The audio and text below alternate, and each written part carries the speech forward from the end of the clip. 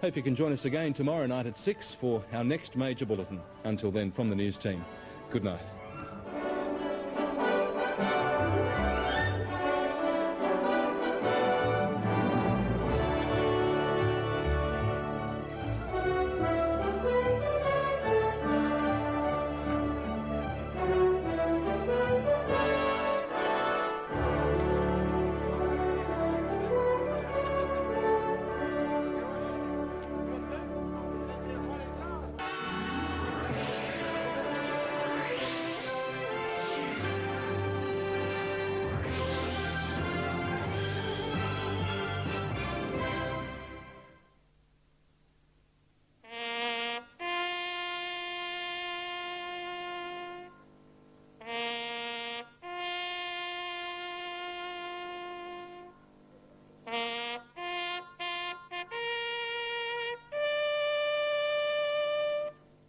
Anzac Day, 1992.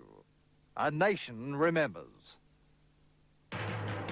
This is the 10 Eyewitness News with Mal Walden. Good evening, everyone. The way Australians kept alive the memory of our war dead dominates tonight's news. Also, tragedy at Kingsbury, remembrance that drew hundreds of thousands of Australians to war memorials and onto the streets of every city and town. Karen O'Sullivan begins our Anzac Day coverage here in Melbourne.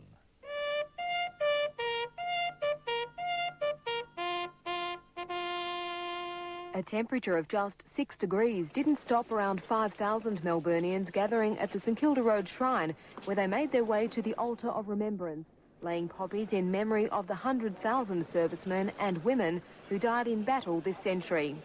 The RSL president attributed the large attendance to a groundswell of patriotic sentiment. Well, I think there's going to be a big march today. I think the Prime Minister might get snubbed. Among the ocean of war veterans, those who fought more recently in Vietnam. I think it's a very important part of our history, and if we lose touch with it, then we've lost our history. The Vietnam Vets Motorcycle Club also made its presence felt. And for some lucky diggers, Anzac biscuits were on the breakfast menu. A couple of hours rest and our heroic servicemen were back on their feet. While thousands of people shivered through the dawn ceremony, thousands more have been greeted with a sunny morning to honour our war veterans. 21 World War I veterans led the traditional march down St Kilda Road to the shrine, with some recognisable faces keeping in step. A notably large number of ex-servicemen were accompanied by their grandchildren. Instead of his grandchildren, this man chose another form of companionship. The early morning and long walk soon began to take its toll on some weary bones. It's a long day. I've been up all night. It's great to be here with all the old fellas, old sailors. Very good. Thank you. Very good. And a good day for it too. At the Australian War Memorial in Canberra, Governor-General Bill Hayden paid his respects to the fallen. 50 years after the bombing at Darwin, 1,000 were... To a command. 8 and 25 past 9, and we'll see you again tomorrow night at 7 o'clock. Until then, good night.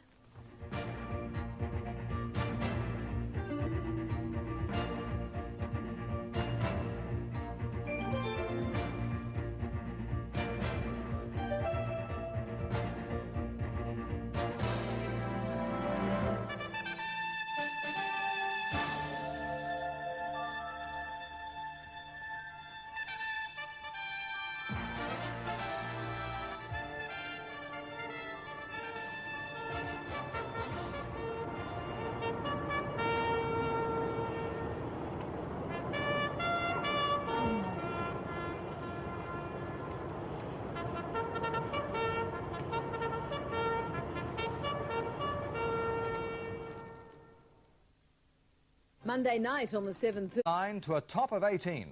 And those showers are now expected to continue right through until Wednesday. So not much of an outlook at this stage, but enough to make you appreciate today. That's how we saw Anzac Day 92. I'll be back during the evening with updates and here again tomorrow night at 6. Till then, take care. Good night.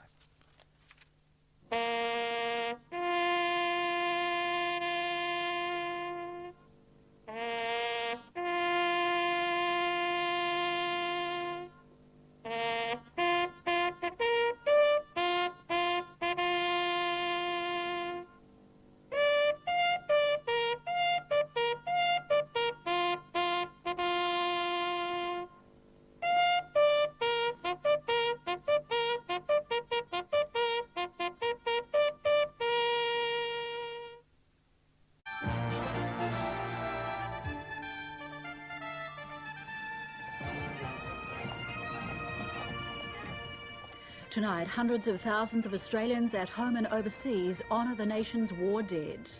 And later, Macintosh in Melbourne with ABC News.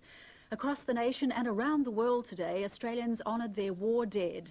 7,000 people braved the chilly Melbourne morning for the dawn service, marking the 77th anniversary. And many thousands more joined them for the annual march to the Shrine of Remembrance.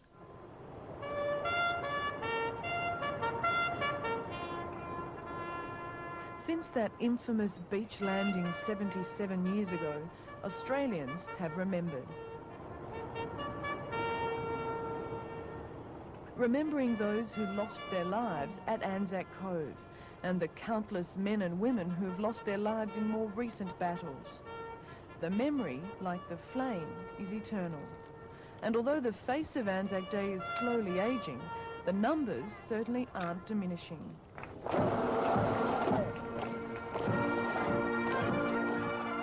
Thousands lined the paths as the servicemen and women and a new generation marched proudly to the Shrine of Remembrance. Each year, fewer World War I veterans make it to Anzac Day, but their feats of courage, bravery and valour are not forgotten, as their own legacy carry on the memory. Although some companies are all but gone, the spirit is still strong. The RSL has been overwhelmed by today's turnout, describing it as the biggest in 30 years. Much has been said over the past weeks about our heritage, but however, I see that our heritage lives on this day.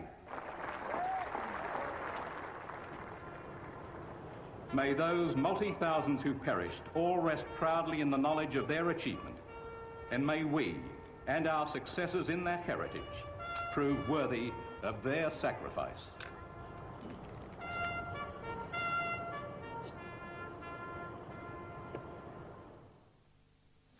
One old sailor refuses to retire. After 50 years, Ron Bergman is the only World War II veteran still serving in an Australian military unit. He joined the Navy at the tender age of 14 and is now serving as a musician in the Victorian Naval Band. After 50 years, leading musician Ron Bergman is still keeping time. At 65, he's the oldest member of the Victorian Naval Band. In 1942, just 14, Ron joined the Australian Merchant Navy as a deck boy. His youth was cut short and he grew up fast. At 17, he saw combat and he saw his friends die. The ships that got sunk, we just felt sorry for them because it could have been us. Ron Bergman served on a total of 9 ships during the Second World War while still a teenager, and he wears a chest full of medals to prove it. To me, they represent all the fellas not here, and that's the 105,000 Australians. They're in the First World and the Second World War. After the war, Ron stayed on in the reserves and says he'll be there for a while yet. I just keep going and enjoy life and live a clean life, you know. So when are you going to retire? Never.